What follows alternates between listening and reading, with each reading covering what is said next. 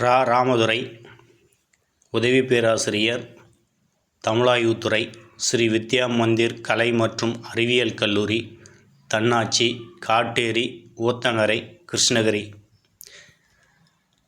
இன்றைய பாடம் நன்னூல் சொல்லதிகாரம். அலகு 1, பெயரியல். சொல்லின் பொது இலக்கணமும் பாகுபாடுகளும். ஓர் எழுத்து தனித்தோ ஒன்றுக்கு மேற்பட்ட எழுத்துக்கள் தொடர்ந்தோ நின்று ஒரு பொருளை தருவது சொல் எனப்படும். ஒரு மொழி, தொடர்மொழி, பொதுமொழி என்றா இருதிணை ஐம்பால் பொருளையும் தன்னையும் மூக இடத்தும் வழக்கோடு செய்யுளின் வெளிப்படை குறிப்பின் விரிப்பது சொல்லே.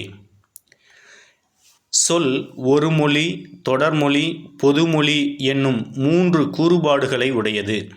இருதிணை ஐம்பால் பொருளை உணர்த்தும், மூவிடங்களை உணர்த்தும், பிற பொருளை உணர்த்துவதோடு தன்னையும் உணர்த்தும். உலக வழக்கு, செய்யுள் வழக்கு என்னும் 2 நிலைகளிலும் பொருள் உணர்த்தும். பொருளை வெளிப்படையாகவும் குறிப்பாகவும் உணர்த்தும். மூவகை மொழிகள். மொழி என்றால் இங்கு சொல் என்ற பொருளில் கையாளப்பட்டுள்ளது. ஒரு மொழி, தொடர்மொழி, பொதுமொழி என மொழி மூவகைப்படும். சொல் தனித்து நின்று கருத்தை வெளிப்படுத்தும் போது ஒரு மொழி என்று வழங்கப்படும். எடுத்துக்காட்டாக நிலம், தீ, பூ, வான். 2ற்கு மேற்பட்ட சொற்கள் தொடர்ந்து நின்று கருத்துக்களை வெளிப்படுத்துமாயின் அது தொடர்மொழி எனப்படும். எடுத்துக்காட்டு மலர் பறித்து மாலையை தொடுத்தான். ஒரு மொழி போல் நின்று ஒரு கருவையும் அதுவே பிரிந்து தொடர்மொழி போல் பல கருத்துக்களையும் தருமாயின் அது பொதுமொழி என பெயர் பெறும். எடுத்துக்காட்டாக ராமன் தாமரையை கண்டான். தாமரை என ஒரு மொழியாய் நிற்கும்போது மலரையும், தா கூட்டல் மறை என பிரிந்து தொடர்மொழியாய் நிற்கும்போது தாவுகின்ற மான் என்ற கருத்தையும் விளக்கி நிற்பதை காணலாம். இதனை நன்னூல் நுட்பா ஒரு மொழி ஒரு பொருளனவாம், தொடர்மொழி பல பொருளனவாம், பொது இருமையும் ஏற்பன என்று குறிப்பிடுகிறது. திணை. திணை என்னும் சொல் பகுப்பை உணர்த்தும்.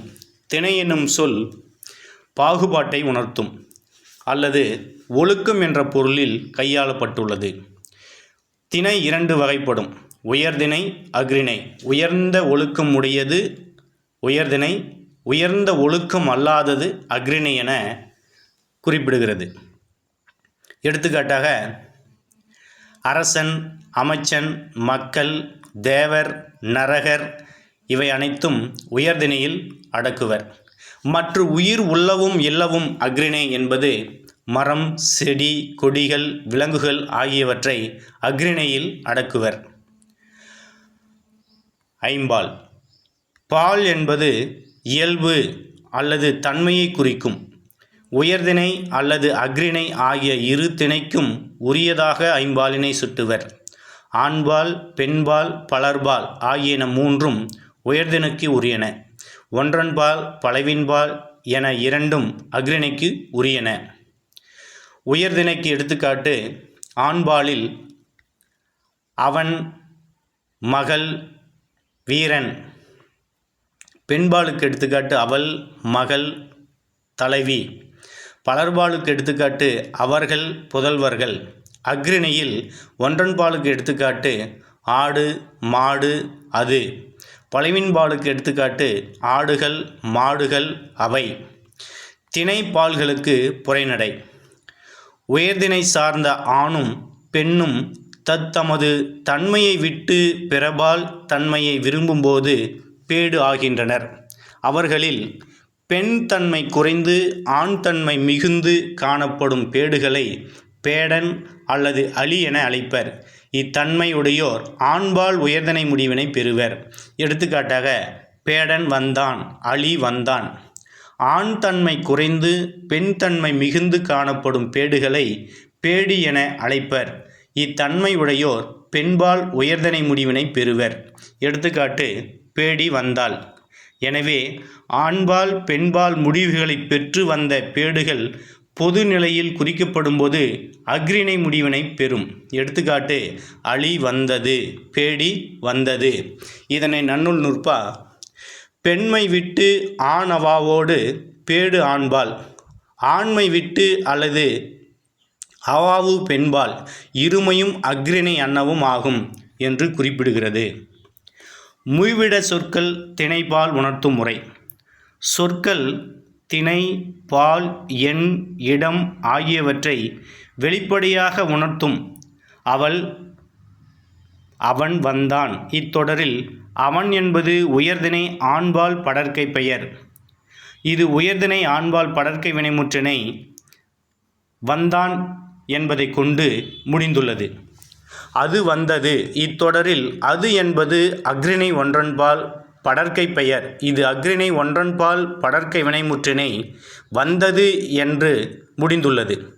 இவ்வாறு படர்க்கை இடத்தை சுட்டிக்காட்டி அமைகின்ற தொடர்கள் மட்டுமே திணைப்பால் பகுப்பை தெளிவுடன் காட்டும். படர்க்கை இடம் ஒழிந்த தன்மை முன்னிலை இடங்களை சுட்டும் பெயர் சொல்லும் வினைமுற்றும் மேற்குறிப்பிட்டது போன்று திணை பால் பகுப்புகளை உணர்த்தாது. ஆனால் அவை ஒருமை, பன்மை, எண்களை மட்டுமே குறித்து நிற்கும். எடுத்துக்காட்டு: நீ நடந்தனை முன்னிலை ஒருமை, நீவீர் நடந்தீர் முன்னிலை பன்மை, யான் நடப்பேன் தன்மை ஒருமை, யான் நடப்போம் தன்மை பன்மை. மூவிடங்களுள் படர்க்கை இடம் மட்டுமே திணை பால் பகுப்பை காட்டும் என்பதையும், தன்மை முன்னிலை இடங்கள் ஒருமை பன்மை எண்களை மட்டும் குறிக்கும் என்பதை அறிய முடிகிறது. இதனை நன்னூல் நூற்பா படர்க்கை வினைமுற்று நாமம் குறிப்பின் பெறப்படும் திணை பால் அனைத்தும் ஏனை இடத்தவற்று ஒருமை பன்மை பாலே என குறிப்பிடுகிறது. மூவிடங்கள் தன்மை, முன்னிலை, படர்க்கை, மூவிடனே. மூவிடங்கள் தன்மை, முன்னிலை, படர்க்கை என மூவகையாக பிரிக்கப்படுகிறது. வழக்கு: எப்பொருளுக்கு எச்சொல் அமைந்ததோ அச்சொல்லாலே சொற்களை வழங்கும் முறையை வழக்கு என்பர்.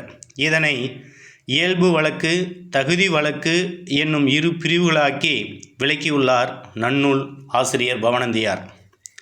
இயல்பு வழக்கு: எப்பொருளுக்கு எச்சொல் அமைந்ததோ அச்சொல்லாலே வழங்குவது இயல்பு வழக்கு எனப்படும். அது 3 பிரிவுகளை உடையது. அவை: 1. இயல்பு வழக்கு. இயல்பு வழக்கு 3 பிரிவுகளை உடையது. 1. இலக்கணம் உடையது, இலக்கண போலி, மறு. இலக்கணம் உடையது என்பது இவை அனைவராலும் எளிதாக பொருள் புரிந்து கொள்ளக்கூடிய, எவ்வித மாற்றமும் இல்லாது தொன்று தொட்டு வழங்கி வருவதாகும். இது இலக்கணம் நெறிமுறை வலுவாது வருவதாகும். எடுத்துக்காட்டு: நிலம், தண்ணீர், காற்று, தென்றல். இலக்கண போலி: இலக்கணம் உடையது போல தோன்றும், உண்மையில் இலக்கண நெறியில் அமையாதது, ஆனால் பொருள் ஒன்றே ஆகும். எடுத்துக்காட்டு: இல்முன், நகர்புறம், கோவில். இவை இலக்கண முறைப்படி முன்றில், புறநகர், கோயில் என மாற்றி வழங்கப்படும். தொன்று தொட்டு வழங்கி வந்த சொற்கள் பொருள் மாறாது மாற்றம் பெற்று வழங்குதல் இயல்பு ஆகும். மறு: பழைய வடிவம் மாறி வழங்குவதாகும். எடுத்துக்காட்டாக, என் தந்தை என்பதை எந்தை என்றும், சோழநாடு என்பதை சோநாடு என்றும் இலக்கண நெறி சிதைந்து மருவி வருவதை மறு என்று அழைக்கப்படுகிறது. தகுதி வழக்கு: ஒரு பொருளுக்குரிய பெயரை அதற்கு இட்டு வழங்குதல் சிறப்பாகாது என கருதி அப்பொருளை தகுதியான வேறொரு சொல்லால் கூறுவது தகுதி வழக்கு எனப்படும். அது 3 பிரிவுகளை உடையது. 1. இடக்கர் அடக்கல், மங்கலம், குழுக்குறி.